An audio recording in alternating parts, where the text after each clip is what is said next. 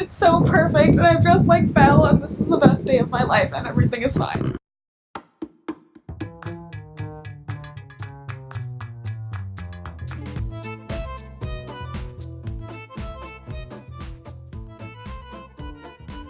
Hi guys, my name is Anna, like the princess but with only one N. This is On Site, and this week we're heading to France to talk about my favorite princess, Belle from Beauty and the Beast. If you haven't seen our Beauty and the Beast medley music video, because she gets a whole medley, you can check it out here. I'm filming from home this weekend. I usually film in my dorm room, but I'm on break, so that's why I don't have my usual map, but I have this shelf. So Belle lives in this tiny town where she's super bored and no one understands her.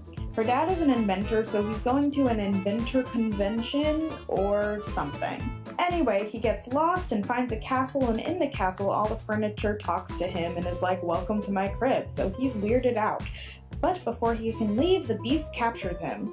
Belle goes to find him. She tells the Beast that she'll stay in her father's place. The Beast actually needs a pretty girl prisoner for the plot to continue anyway, so he agrees. So she stays at the castle, and at first she's mad because she's a pretty girl prisoner, but then she gets used to it, and she and the Beast fall in love. They dance, it's beautiful, it's very romantic. So then Gaston, the town hot guy, decides to attack the castle. He and the Beast fight, he shoots the Beast, but Belle heals him with love and turns him back into a person, and then everyone gets to be a person again. Yay! Beauty and the Beast canonically takes place in France, so we headed there to see what actually made it into the movie. For this episode, we're looking at both the 1991 original version and the 2017 remake. Hey guys, it's day 23, and on this, the monumental day when Avengers Infinity War was moved up 1 week, we are going to Paris. It was around like this point in the trip that I was pretty pumped for Infinity War. Yeah, I was pretty excited. To quote Les Mis, another musical also in France. Then I was young and unafraid. Anyway, so we left from the tiny Inverness airport for Paris. We had a long layover in London. The Siberian snowstorm finally hit them too, so our flight got delayed about an hour. Hey guys, we've been traveling all day and now we're in France. So we didn't get to France until maybe 10 p.m. and we just had to eat at wherever was open, so I had a really weird burrito. Okay, day 24 and I have food poisoning. I hope it's food poisoning. So unfortunately, Austin and I both got sick. I was really nauseous and I couldn't get out of bed. I won't go into detail. I don't know if it was a stomach bug or sometimes when I overwork, my immune system just like takes a day off and is like, you need to lie down. So maybe it was that, but we ended up losing that whole day. Hey guys, it's day 25 and we're not sick anymore, so we're gonna go see some stuff. Yeah. The next day was better. We both still had pretty weak appetites, but we had the energy to do a little sightseeing. Eiffel Tower! We walked around, went to the Eiffel Tower, we got to go to the Musée d'Orsay. I'd been to Paris a couple times before that time, but I'd never gotten to see the Musée d'Orsay, and I was really keen to see the Van Gogh galleries, partially because I love him, partially because they're my favorite episode of Doctor Who. You know how it is. Hey guys, we're at the Château du Chambord. We're going to film our music video for Beauty and the Beast and do our interview here. It was a rough time getting here. So the next day we headed to the Château du Chambord, which is about 2 hours outside of Paris, and it was the inspiration for the Beast Castle in the remake of Beauty and the Beast, and it looks so much like it. So we had a really rough time getting there because we had to get up early and then take an Uber to the parking lot or like the general area of the parking lot. And then we had to find the parking lot. We got lost doing that. Then we had to find the zip car in the parking lot. We got lost doing that. Then we had to get the gate to open with the zip car card. Couldn't figure out how to do that for like a solid 20 minutes. And then we had to drive through Paris traffic. So, you know, but finally we got there just in time for our interview with Olivier, a tour guide, to learn a little bit more about Chambord's history. I'm Olivier Laurent, I guide in Chambord, and hope to meet you. Thank you very much. So tell us about the history of the castle. Next 2 years we have a birthday of this beautiful chateau. It's built to start in September in 1519. So France is the first side on this spot of Chambord to to make the most magnificent build in the world. It's a project. Beauty and the Beast takes place in the 1700s. What would have been going on in the castle historically around then? Not a lot of things. The historic most important things is the decide to go. Even Francis I is not the Emperor of Europe to construct the most beautiful chateau or built in the world as he is the Emperor of Europe. So who would have lived here?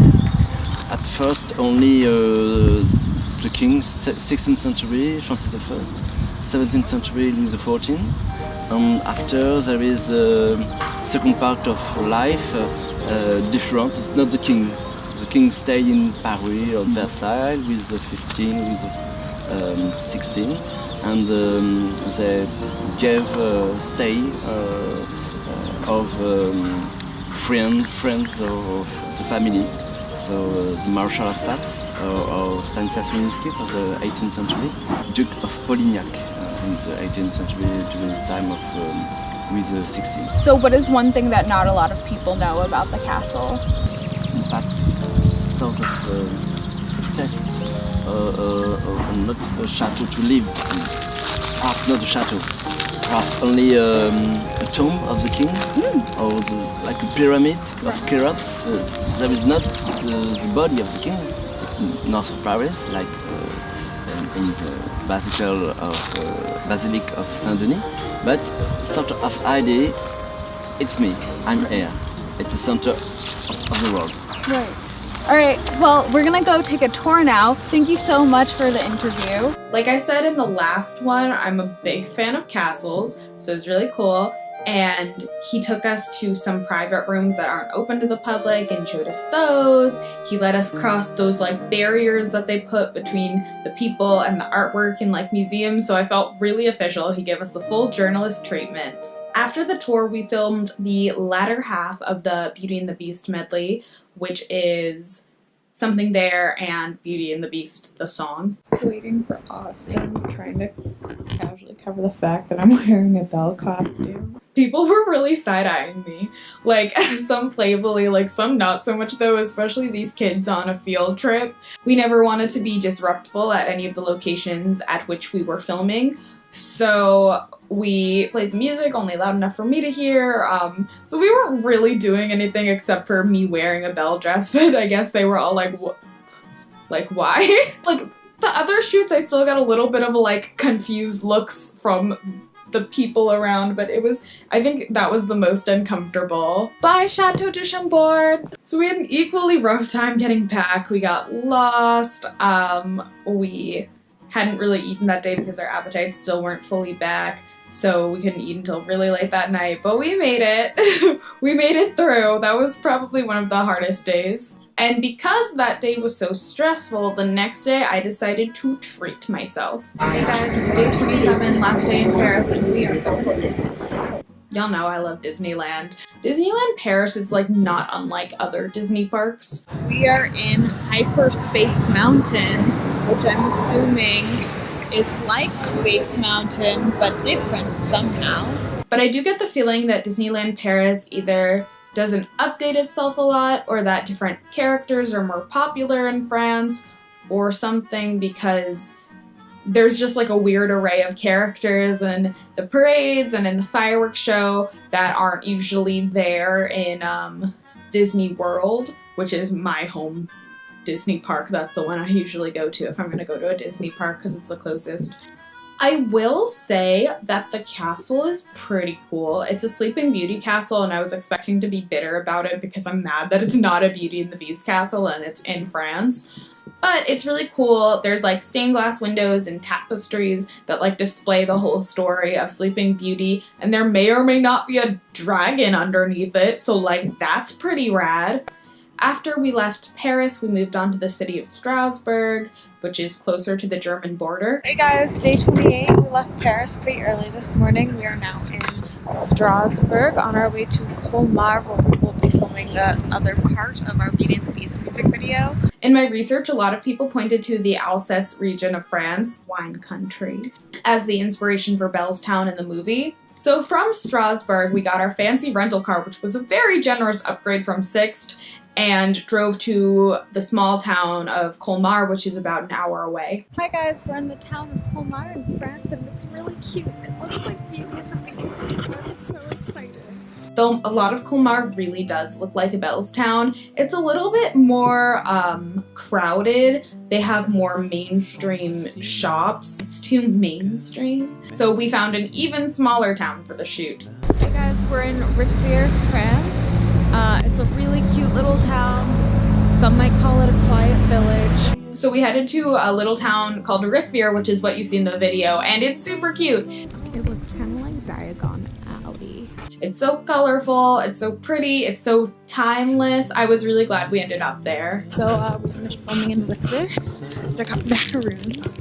And the lady was really nice when she gave me a free biscuit. So then we moved on to the town of Munster for the I Want Adventure and the Great Wide Somewhere part. Just so we're all clear, that's my favorite line in any Disney movie ever. It's also one of my favorite quotes ever. It's in my subtitle. It's currently on my shirt. So I was really keen on making that part as perfect as it could be. So just like in the OG movie and in the remake, I did a lot of research to make sure I could be specifically on a field on a hill overlooking a small town. Guys, I found my field and there's some hills and there's a town and there's a horse and it's so perfect and I'm just like Belle and this is the best day of my life and everything is fine. I'm sad I spent so much time in Paris being sick, but I really enjoyed the Alsace region. I'd never been to more rural France before, or I think not since I was like very little. It was really cute and it really looked like you were in a different time, and I think it really made this music video something really special. It was such a dream to get to embody my fave. I've always loved her. She was my Halloween costume when I was like 3.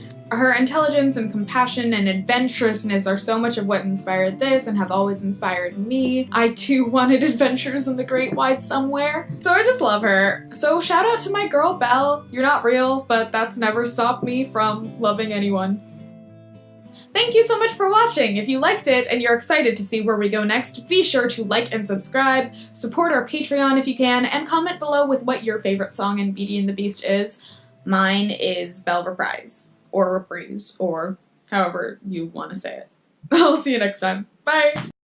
That's R2-D2 speaking in French right now. Those beeps were French.